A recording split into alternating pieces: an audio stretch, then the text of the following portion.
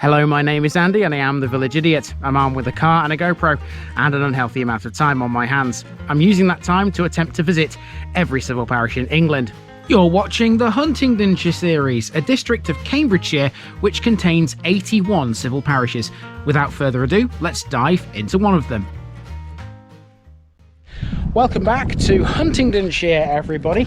Now this morning you find me in a very tiny hamlet to begin this episode, but one that's got a couple of interesting features.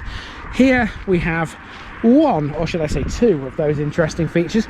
These are a pair of gates which belong to Hall Farm, and they're private, so I'm not going to go any further than here. And just looking around here, you can see that obviously if this was part of an estate, this obviously would have been all of its estate parkland. This is Washingley, and it belongs to the parish of Folksworth and Washingley.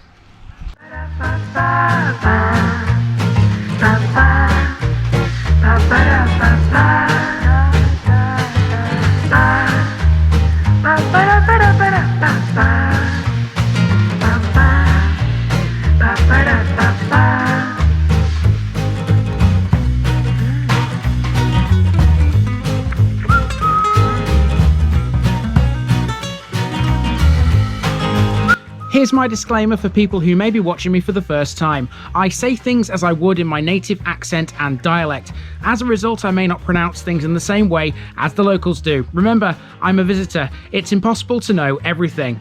Leave me a comment, spin me a like, and bash that subscribe button. Let's get to today's parish video. Welcome to Folksworth and Washingley, a parish which is made up of two settlements, and rather unsurprisingly, those are Folksworth and Washingley.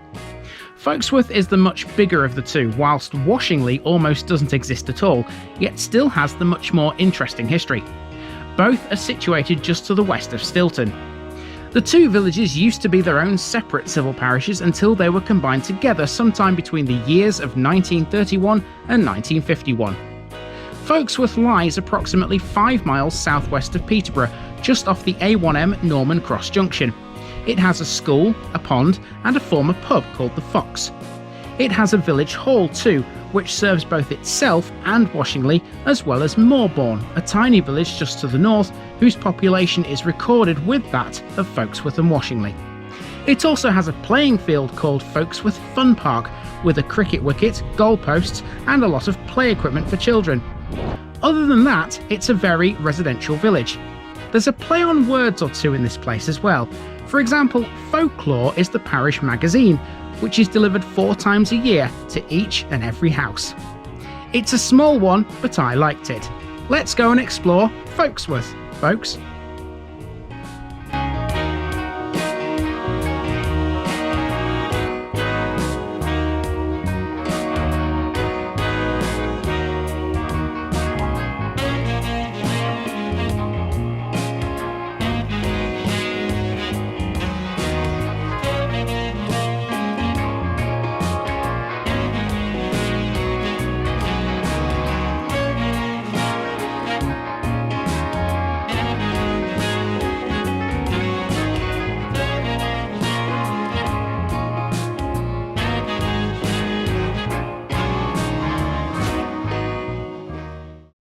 We start in Washingley, and I was bang on about there being an estate here. These gates belonged to Washingley Hall, which has now been demolished. It was built in the 17th century and it stood close to the remains of a castle. There had been a manor house on the site of Washingley Hall from at least the 13th century, and the castle, of which only earthworks now remain, was no doubt its predecessor. The estate was acquired by the Priest family in 1621. The house was demolished sometime after 1934, but the layout of the drive and garden walls can still be seen in the grass. Its former stable block to the west is now a farm, and the surrounding parkland has fish ponds, stew ponds, and a pheasantry. Washingley used to be much bigger. It's classed as a deserted medieval village, of which very little evidence remains other than earthworks. It was abandoned during the 15th century, possibly due to the Black Death, whilst Folksworth continued to develop. And there's also a little solar farm out here. Over there, look, you see, I can count 6 or 7 solar panels over here. That's Washingley, very small place, but very beautiful. Now, let's head into Folksworth, which is where today's main walk will be. So here we are in Folksworth, and I've parked right at the end of Townsend Way, which is over there. There's like a little path at the end of the road, and that's where the playground is, the village playground is, and that's going to be my finishing point on this main walk. This is not a very big place at all. I think it'll probably take me about 45 minutes to walk around, certainly not as long as Stilton did, and it's mainly residential, so there's not really much to talk about, but I bet you I can find some things to interest you on this walk. I'm pretty sure of that. Folksworth is a really residential village. It's almost all houses with very little in the way of facilities, but it does have a few dotted around. Most are clustered around a pretty little pond to the village's northwest. Here's Washingley Road at the end of Townsend Way. Ironically, Washingley Road doesn't run to Washingley. You have to turn off this road in order to reach the hamlet we've just come from. Go figure. Now, the regular viewer will remember Stutton with Hazelwood from the Selby series a while ago. In that episode, we encountered a tree planted as part of the Queen's Green canopy. Here in Folksworth, we have another one. Around the corner we find Aprice Road, named after the Aprice family who lived at Washingley Hall. There's also a similarly named street in Stilton, you may recall. If we walk up here, we'll find one of Folksworth's main amenities. At the end of Aprice Road, you've got Folksworth C of E Primary School. There we go. This building here. Always a good time to film a school is a Saturday morning, because there are no children about. Otherwise, on a weekday, you sometimes get looked at a bit strange with a camera in your hand. Trust me, there's never anything like that on this channel, never ever, but certainly on a Saturday morning you've got less chance of people accusing you of things. It's a small primary school which consists of 4 classes, teaching children from the ages of 4 to 11. There's also a preschool which operates 4 days a week in the village hall for children aged 2 to 4. We'll see that building shortly. This is Elm Road, which forms a loop around Folksworth to the west. Like Townsend Way, this area is again more of the same property-wise, containing relatively new build housing, although at the top of it there's a very interesting old house. Just before we get to that, we have a local business, Gloss Hair Salon, which was formed by 2 best friends, Elle and Ali. I'm all for championing local business, so I've linked their very professional website below. This is the house I was referring to. This is Elm Farmhouse, and it's one of Folksworth's most iconic buildings. It dates from the early 17th century, although it's been vastly added to and altered since. The farmhouse site was formerly moated. So you see what I mean about it being generally residential. We haven't really seen much of interest really apart from the school yet. However, we are coming to an area that's got some interesting landmarks.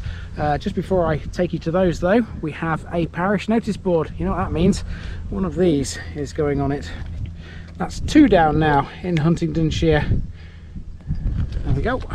Now behind this we've got a pond. And there are some signs saying danger, deep water. Well, don't worry, I've got no intention of going for a swim this morning, but I will tell you a little bit about this pond.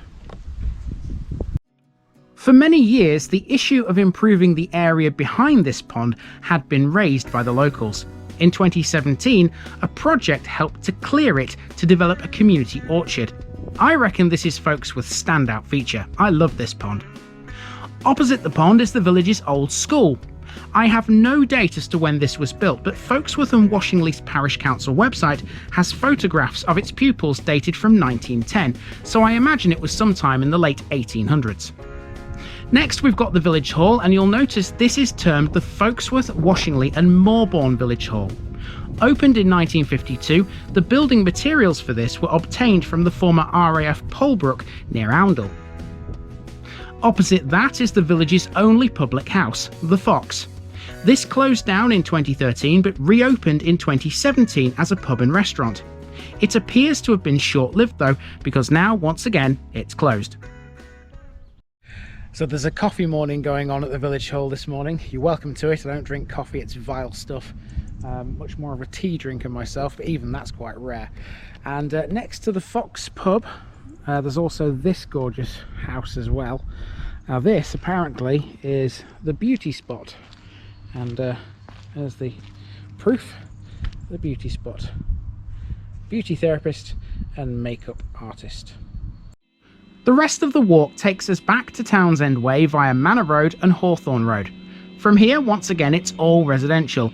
I'll use this opportunity to cram in a few more interesting bits I found about the place. Like many villages in this part of the country, Folksworth was originally in the historic county of Huntingdonshire until 1965. In 1974, following local government reshuffles, Folksworth became a part of the county of Cambridgeshire. The village has no war memorial, but it's not a thankful village. The Memorial Hall in Stilton covers the men who fell from Folksworth and Washingley, as well as those from Denton, Caldecott and Stilton itself. In the yard at the Fox Inn, there's the base of a 14th century cross. And here's something fun. Folksworth won Heart FM's Big Town Showdown earlier this year, which meant they were crowned the cleverest place in the whole of Cambridgeshire. And that's brought us to the end of Townsend Way again, where we find the playground that I spoke about at the beginning. This is termed Folksworth Fun Park. Here we go. Got a few things in here. Got some swings, we've got a net swing, there's a nice little summer house, there's a climbing frame, a few other odds and ends, there's a football pitch as well, and there's another notice board here. I might leave a card on this as well. And down here we've got a sign saying no dumping and no unauthorised camping, which is fair enough because it's a playground, it's not designed for that kind of thing. And that's it. That is the walk around Folksworth, but we are not done with this parish yet. There are two things I still need to talk about. One of them is Folksworth Church, which isn't in the village, it's sort of out of the village to the north, and that's where I'm heading now. So here we are at the church, and look who's joined us. Can't resist a church, can you? Nope, can't resist a church or cemetery. Right, okay, let's go into the church and have a look at it, shall we? In 1086, the Domesday Book makes no mention of a church at Folksworth. This church, dedicated to St Helen, is located on Morborne Road and was first built in 1150 AD. This is a Grade II listed building. The church was restored in 1850 when the chancel was entirely rebuilt. At the same time, the north wall of the nave was largely rebuilt and its vestry was added, and a bellcote was also built onto the west gable. There used to be two bells, but by 1709 only one bell appears in its records. The one remaining bell bears the inscription T. Harris 1660. It has no monument, but the east window commemorates Henry Freeman, who was a former rector. And in the south transept is a rather narrow coffin lid with scrolled crosses at each end. Services at St Helens are held each Sunday morning, except the first Sunday in the month, when there's a family service held in the school's hall. Quelle surprise! Nikki has wandered off into the cemetery. That's something else you can't resist, isn't it? A cemetery. Hey? Hang on, I'll come to you because I can't hear you. There's always things to see. The one thing that strikes me about this one though is that pretty much every headstone is like a grey granite rather than the sort of the black and the things that we'd seen, you know. There's one that's kind of a burgundy colour, but pretty much everything is like grey granite in here. Pretty much so, yes. Yeah. And there are obviously some older ones closer to the church. This is the newer bit, isn't it? Yeah. So, yeah.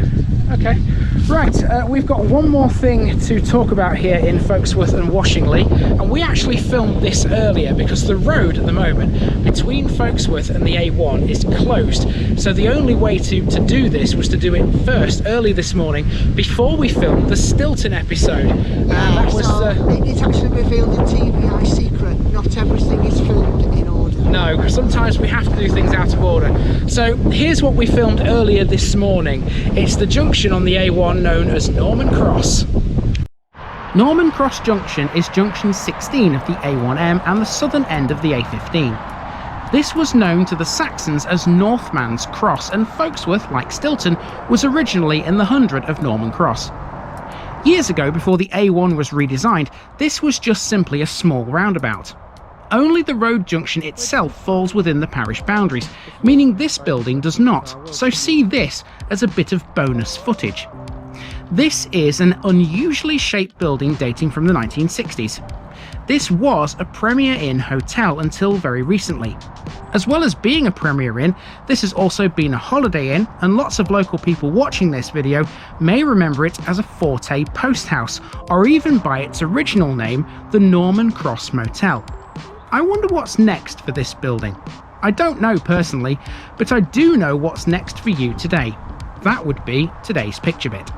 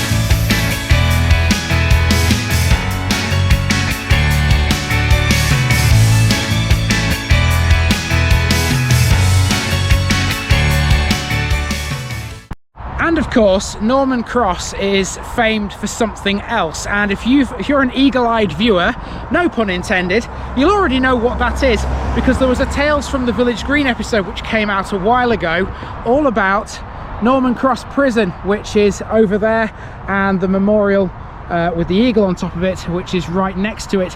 There's no point touching on that again in this episode, for the simple reason that I'll just be covering old ground again. So go and watch that video. I will link it in the description below. Also, fun fact for you, Norman Cross Prison and the memorial don't actually fall within the boundaries, they're just on the outside. So that's another reason not to talk about it here. Go and watch that video. And that's about it for this one. Time to move on to the next one. This has been the parish of Folksworth and Washingley, and I've been Andy, also known as the Village Idiot, and I'm out.